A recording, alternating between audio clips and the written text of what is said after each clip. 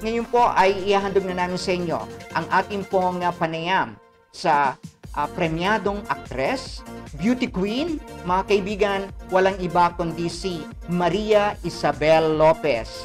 Magandang tanghali sa iyo, Maria Isabel, o Maribel. Maribel po ang tawag namin sa kanya.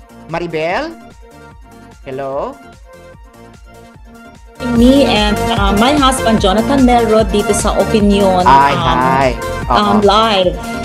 Yes. Oh yeah, Maribel, ikaw ay welcome home nga pala. Kadarating mo lang mula sa Amerika at gusto namin malaman ano yung mga karanasan mo sa pandemic sa United States of America. Ikaw ay nakaranas din ng pandemic ng halos hindi lang isang taon, di ba?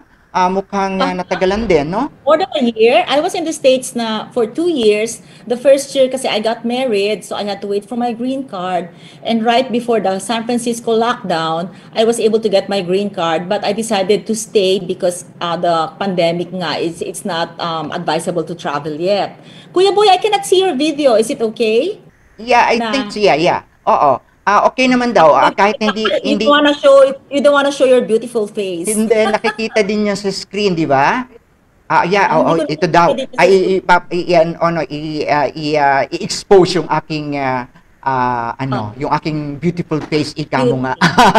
Ay Maribel, kasi nga nung ikaw ay nasa... We have to do it in Taglish kasi if it's okay. Yes, of course. Maribel, when you were in the States, it was also still at the moment the pandemic stage worldwide, no? So when you were in the States, what were you doing when you were confined in the four corners of your house in the US? I adapted to my day-to-day activities. The pandemic did not stop me from pursuing what I want to achieve. Like I was able to pull off a successful art exhibit. And even if it's in the pandemic, I have never experienced such unprecedented sales in terms of my artwork. Yeah, so I'm so grateful for that. I don't even have any expectations that I was gonna be able to pull it off because people are not really prioritizing the sale of artworks. But I never stopped the pandemic from pursuing your goals. But of course, importante that you exert extra effort when it comes to safety protocols. So I opened my art show only to a very few exclusive guests who happen to be all serious buyers. At the same time, yung day-to-day activities like going to the supermarket, going to the drugstore, you have to really exert double protection. Like I was one of the first to be wearing masks when we fly. When my daughter and we flew to Texas to attend a wedding, we were the only ones on the plane wearing masks. Because we already know that the virus was already in California as early as end of January. And then I was one of those people na sinabi ng CDC early on in the pandemic na mask daw will not protect you. So being an Asian, I think Asians are more comfortable magsuot ng mask. So I was one of those who are really insisting to wear mask. Kasi my reason is, I mean, if masks don't really protect you, how come the nurses are begging for mask? So I never listened, and I realized that the government was doing damage control because there were no masks available. So now, finally, there's availability of masks and PPEs now in the US. I would say that because of the variant, I'm one of the first also to wear double mask. Ang ginagawa ko is, let me show you. Like here, I have a cloth mask, and inside the cloth mask, I put an N95 mask pa inside. So in other words, it's double mask. Another experience I had pala in the pandemic is, of course, you learn to improvise. You improvise like I'm a gym addict. Like I always work out, Kuya Boy, in the gym. So what happens since the gyms are closed, I cannot sacrifice my workout. So I was fortunate that our house naman, in our second floor, we have a gym in one room. So I ordered a dance floor. So I continue to dance with Zumba. Like that.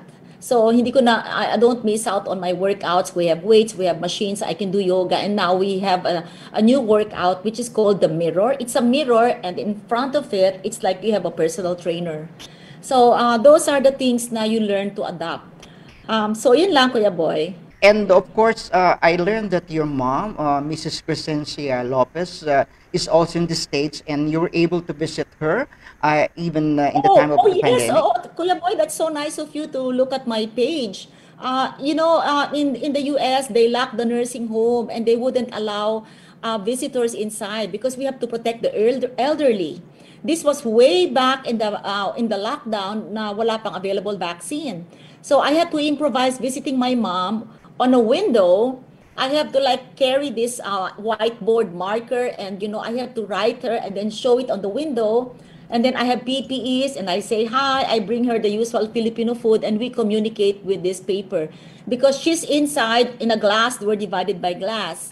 And then there was a time my mom, there was an outbreak of COVID-19 at the San Pablo Healthcare.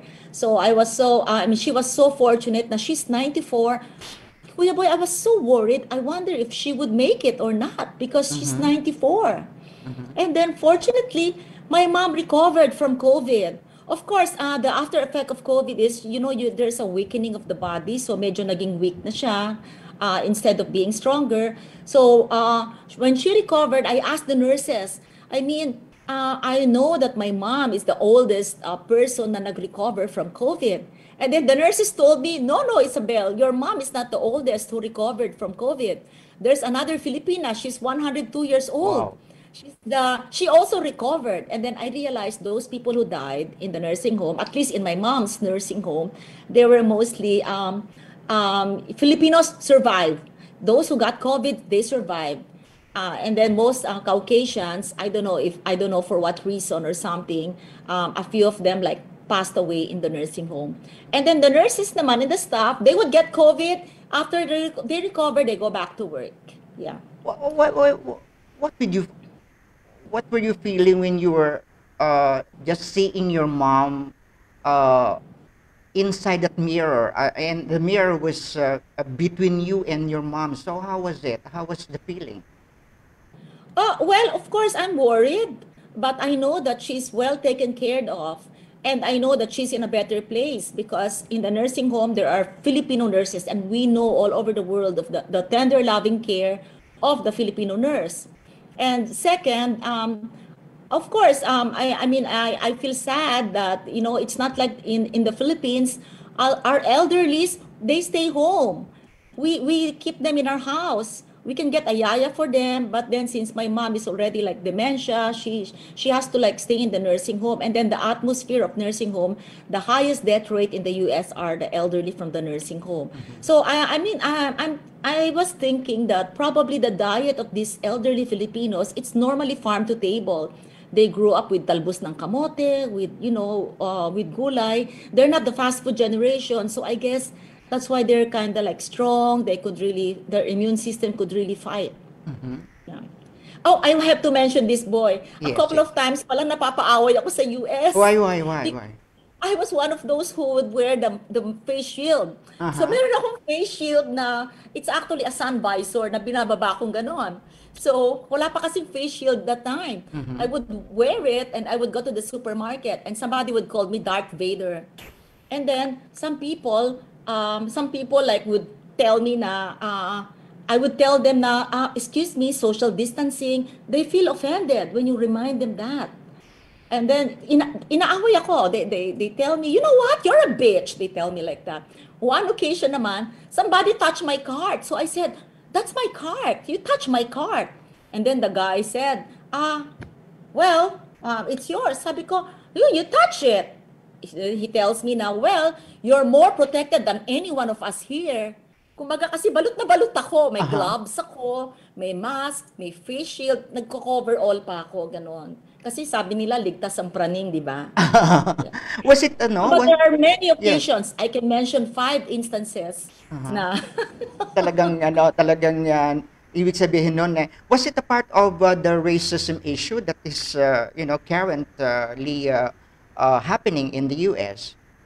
Well, there's always racism. As an Asian, of course, you also want to think like that. But there are times like, like Hispanic or like, no, like, I think Pakistani people or Mediterranean people once they were observing me because I just told them to please social distance. And then after that, they keep watching me when I clean my cart, I sanitize my cart. They were watching me, and you know what I tell them? Kasi I know they're talking about me. I tell them, when you get COVID, you'll remember me. I always tell them, when you get COVID, you'll remember me. And there was a time I made this placard. So front and back, nakasulat doon, please maintain 8 feet distance. And then some people said, you look, she said it 8 feet. She added 2 feet. And then I said, yeah, you add 2 feet because of the variant. It used to be 6 feet distance, right? Sabi ko, you add 2 feet because of the variant. And then it works. Like when I go to Costco shopping, when people are near me, they back off like that. Well, was it part of course, this racism issue against Asians, no? At the moment, what is your reaction about it? There were a lot of Asian people. One was a Filipino who was who was hit by There were by an American. Filipinos. There were two Filipinos, and one of them was slashed by a box cutter, a cutter Mm-hmm. knife, Mm-mm. 120 stitches. Mm-mm. Yeah. He was just in the train station, and somebody just like, swiped the cutter blade. I would say that I'm glad you asked that question. Thank you so much, Boy, for asking that question. This Asian hate never happened before. It never happened. It was only during the time of President Trump, like he gaslighted like the people because of the virus. He calls them Wuhan virus. Like there is so much hate now because they like, well, not all, but some racist people are thinking that it's because of these Asians. They were the ones who brought in this virus, or for Oh my whatever God. reason. Mm-hmm. Uh, it's always been there. It's just not so much in the open, but now they're really open. And they choose the elderly because the elderlies cannot fight. Mm-hmm. My God. It's never happened in so many administrations in the US. And it's only now that I became a resident of the United States, that I realized na, wow, I mean, the bullying of the Asians, this is just very un-American. It has to stop. So Yeah. what has the President Biden administration been doing about this Oh, I think Jonathan could answer that question later later? when Uh-huh. it's his turn to be interviewed. Mm-hmm. Yeah, but Biden is very he's open to like discussions, and he really condemned the Asian hate crimes that they're doing. Yeah, Mm-hmm. and the Asian American community is also now being proactive. They're starting to like train people on how to fight back, Mm-hmm. and I would say that the key here is awareness. Like the minute you go out in public, you should always have that feeling that you can like be hit anytime, you can be threatened. It's not safe anymore. There's so many killings now, so many shootings, for whatever reason, whether it's hate or people are just angry with the world, people are hungry, and people have lost their jobs. There's just so much hatred. So we just have to like be aware and be more conscious to protect yourself. So would you encourage your our fellow Filipinos to still migrate to America at this moment amid this hate Asian controversy? Well, I mean, like what I said, the pandemic or the Asian hate crimes, it shouldn't stop you from pursuing your goals. I mean, I had always been unstoppable, Kuya Boy. You know me that none of this would stop me. Like me losing my Philippine driver's license wouldn't stop me from driving in my country, because now I'm a holder of an international driver license, Mm-hmm. allowing me to drive 100 plus countries. What a blessing, di ba? Mm-hmm. Yeah. Mm-hmm. Mm-hmm. So, kumbaga, you gotta improvise, Kuya Boy. You just have to like not allow these blockages to stop you, to deter you from achieving your goals.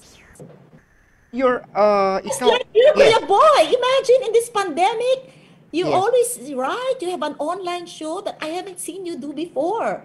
You Well, only write for the tabloid, for like these hard copies of newspaper, and look at you. You're improvising. You're expanding your world. You're of global course. now. Oh yeah, of We're being course. watched. We're being watched all over the world. I have friends in Italy. Maricar, Hamito, I know you're excited to watch this.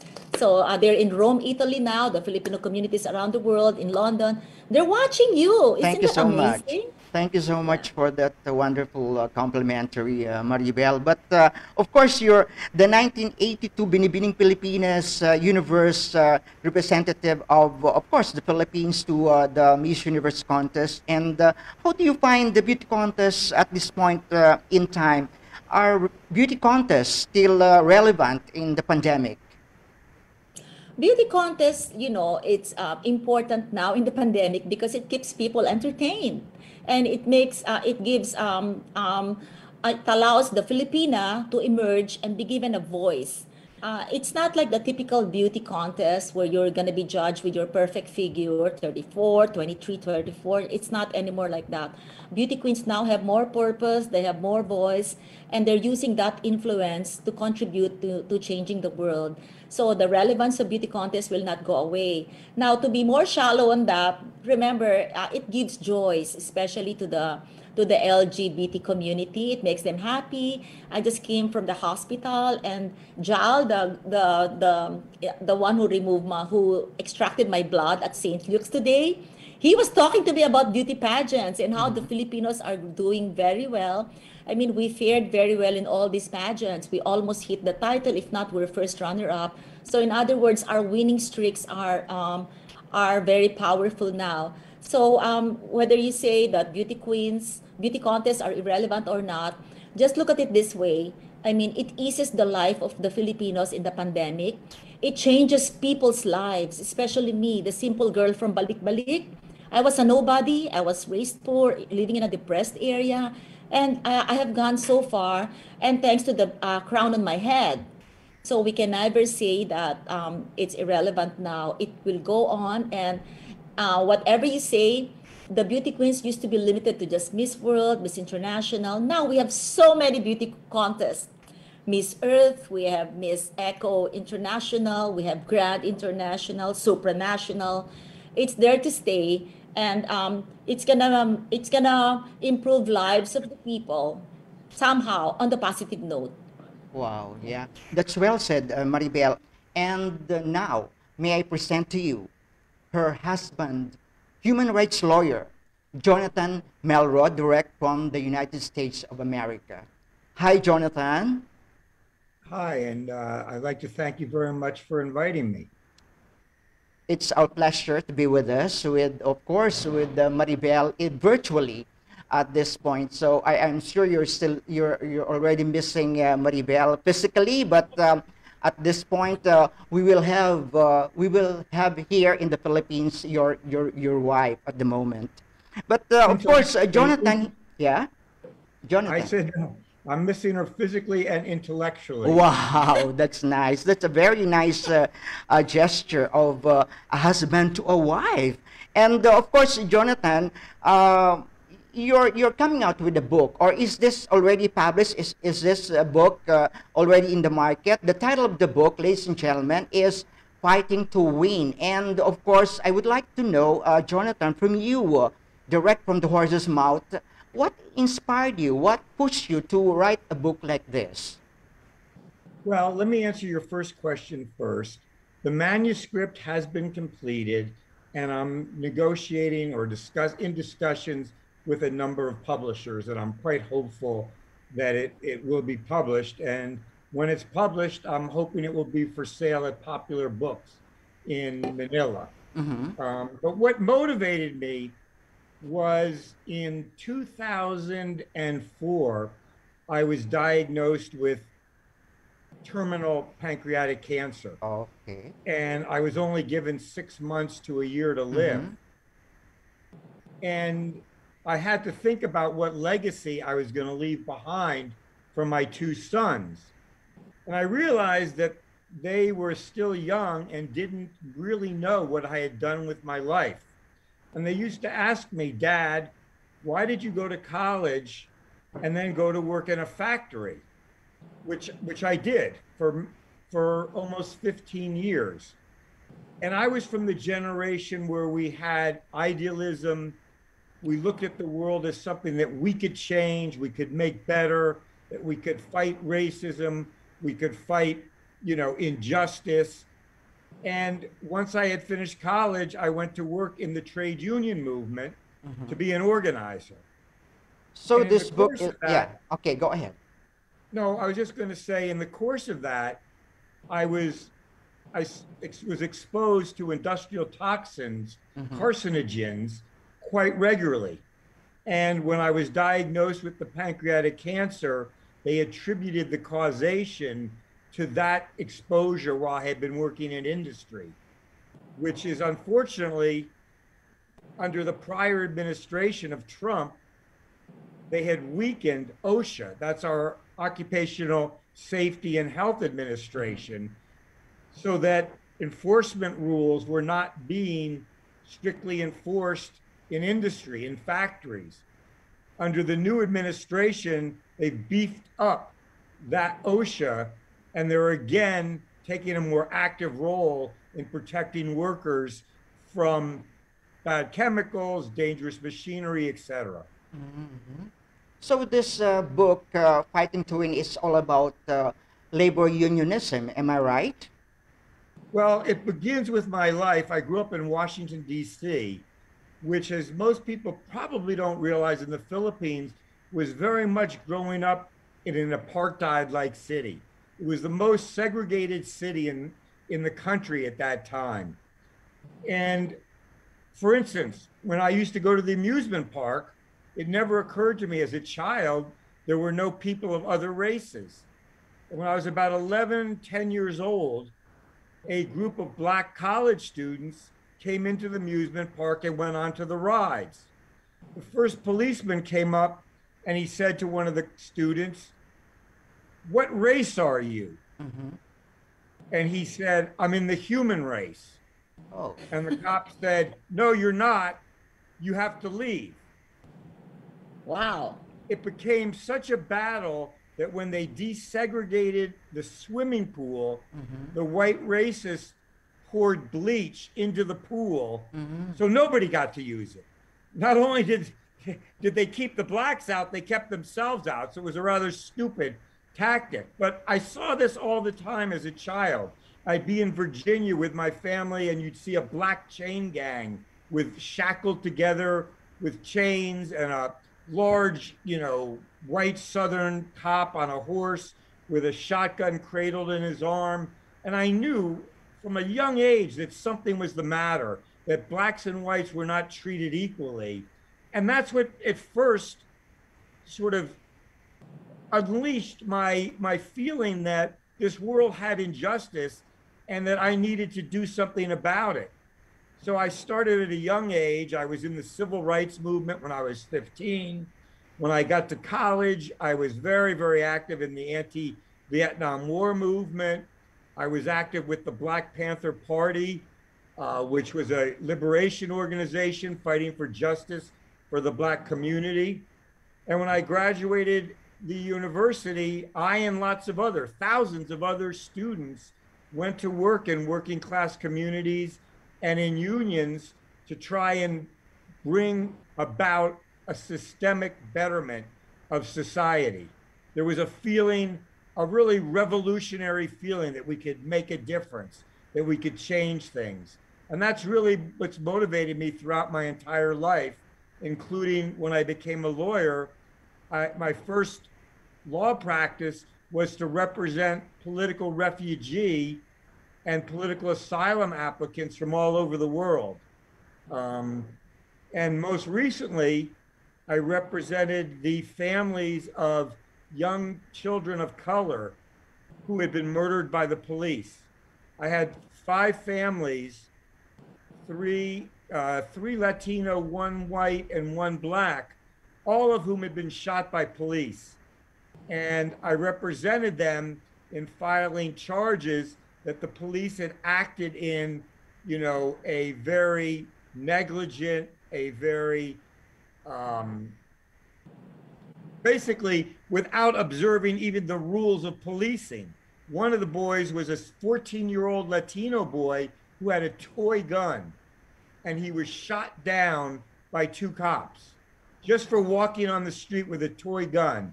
They didn't know it was real. They never asked him. They put 7 bullets into him. and I represented his family in trying to get some justice for him. So this book is very timely in pursuit of this hate Asian issue. Well, it's very much so. You know, Filipinos played a very critical role in the trade union movement in the United States. The farm workers, which is now a Yes. relatively large union, United Farm Workers, was started when 40,000 Filipino farm workers Yes. walked off their jobs on a wildcat strike. And it was only after that that Cesar Chavez and the Mexican workers followed the lead of the Filipino workers to form the union. Same was true all along the West Coast. Filipinos played a leading role in the Longshoremen's Union, and in particularly opposing the Marcos regime during the fight that was going on in the Philippines. So the book is timely because there's a lot of discussion of racism and white supremacy. And unfortunately, we're seeing a resurgence right now in the United States. There's always an underlying racism going back to the Chinese exclusion laws in the 1800s, and when the Japanese were thrown into internment camps during World War II. And now we're seeing it stirred up again, unfortunately, directly from President Trump.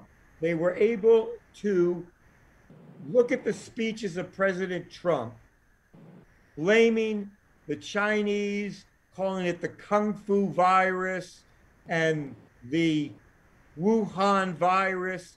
Everything was to make it seem like it was a foreign enemy. And a lot of people in America took that to mean that it was outsiders, people that aren't like us, like white people, who are the cause of this. So the fight today is so important. Just in San Francisco, they recently pushed down, I believe she was a 90-year-old Filipino woman on the street. And 3 people stood there and watched it. And the doorman at a hotel closed the door so she couldn't come in. This is unacceptable. We've all got to stand with each other in unity to oppose these types of things so that we don't allow racism to divide us, don't allow racism to make one group feel that they're better than another group.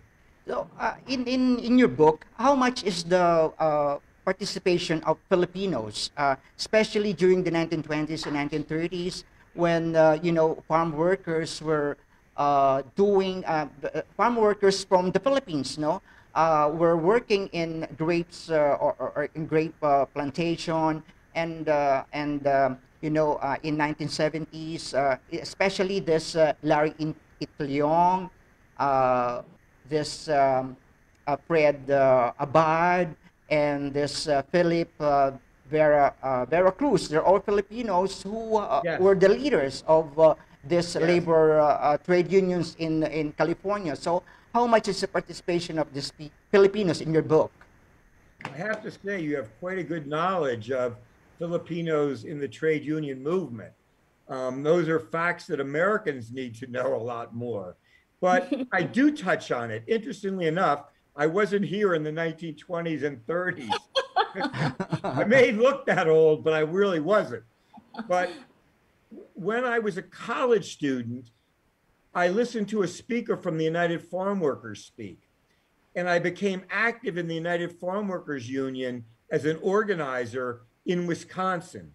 Now, there weren't Filipino workers in Wisconsin, but when I write about it in my biography, I make exactly the point that you're making, that it was the Filipinos who jump-started the United Farm Workers Union, and we're not really given the credit for having done that, but they were an integral part of the creation of the Farm Workers Union here. Yeah, hi. Jonathan, we're running out of time. Maribel, I would like to ask you, how did you inspire, or how are you inspiring Jonathan in the completion of this book? Well, he's already inspired in the first place. So what I'm doing now is I'm just like trying to help him with promoting the book on social media, like me and my daughter Mara. She's like, the social media manager for Jonathan. So how I inspire him, of course, behind every successful man is a beautiful wife. So Yeah. Ay, yung showbiz career mo sa Pilipinas, how is it now? my showbiz career, well, before coming here, I was set to do a guesting in Tadhana on GMA, and then all of a sudden, I had to move my flight. So my actual schedule for taping was on hold because I had to wait for the second dose of the Pfizer vaccine. My husband wouldn't let me come back to Manila until I get vaccinated. So now that I'm back, I'm set to do naman some guestings. What happened was we're in a lockdown for an indefinite period of time. So no one's allowed to go out except for medicine and food. So right now, I'm just like doing all my checkups. Yeah, but however, in the States, I am set to start a new film in May with Ara Chowdhury and Chris Libanan. They're the filmmakers of the first film on cannabis called Super Psycho Cebu. So in May, I'm set to do that. And I also have an offer to do a play on Greek mythology, doing the title role of Hecuba sometime in the summer or fall of this year. And of course, right now, I'm supposed to do another art show towards the end of the year, but I got busy with commissioned artworks. So that one is until the summer. I have to like finish my commissioned artworks. Yeah. So right now, I just want to invite people to please follow Jonathan Melrod on Instagram and Twitter, and also to check out his Facebook page, Fighting to Win by Jonathan Melrod, because it's really a very enlightening book, especially in the labor workforce and how it is to the working class. Yeah. Jonathan, how is it being married to a Filipina? Well, that's an interesting question. It's we have a very good marriage. Sometimes the cultures don't exactly mesh, and we'll say things to each other, and neither of us can understand what the other one is trying to say because of colloquialisms or particular habits, etc.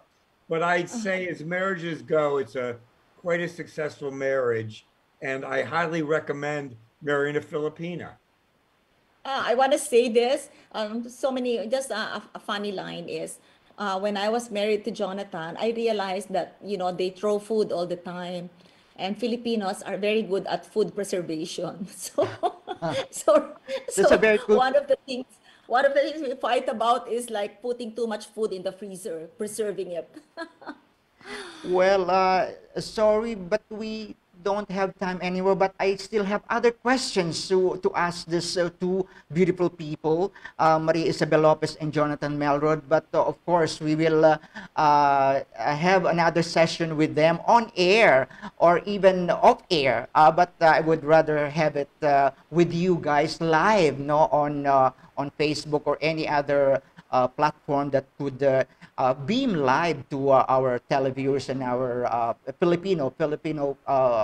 Filipinos. Maribel and Jonathan, thank you so much for gracing our show, and we wish you good luck, Jonathan, to your book, and Maribel, to your film in May, and to your other endeavors, other advocacies. Maraming Likewise, salamat. Kuya Boy. Thank you you so all much. so much. Fighting to Win by Jonathan Melrod. Thank you, Coming Jonathan. soon. Bye, Kuya Boy. Thank Bye, you. thanks. Right. Thank you so much. Thank you. At